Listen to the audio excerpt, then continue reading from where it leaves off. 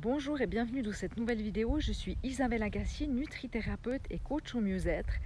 Et ma mission est de vous inspirer à vivre une vie plus équilibrée, à mincir son régime, mais avec une alimentation qui vous correspond, à croire en vous et à retrouver le pouvoir qui vous appartient.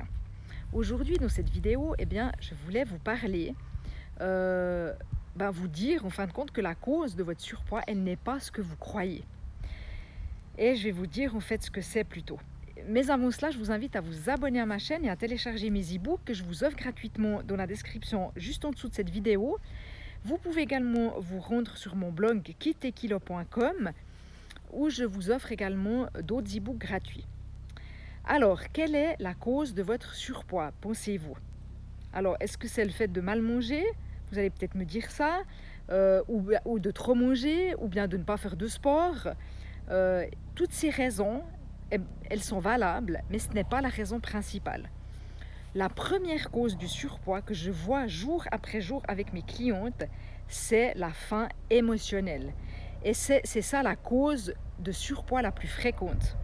Pour la plupart des femmes qui suivent un régime ou qui font attention à leur alimentation, tout va très bien jusqu'au jour où un souci arrive dans leur vie. Une dispute, des tensions à la maison ou au travail par exemple, un licenciement, une séparation, un divorce, un problème de santé, et du coup elles se sentent alors envahies par le stress, l'angoisse, la colère ou la tristesse, et du coup elles se réfugient dans la nourriture.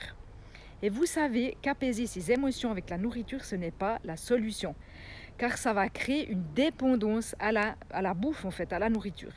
Et aucun régime, aucun sport, aucune chirurgie esthétique ne vous libérera de cette dépendance à la nourriture. Tout simplement parce qu'il ne s'attaque pas à la raison profonde de vos mauvaises habitudes. Et cette raison profonde qui est en fin de compte cette impuissance à gérer vos émotions. C'est ça en fait. Et il n'est pas possible de toute façon d'avoir un contrôle total sur les événements extérieurs. Car les aléas de la vie seront toujours présents.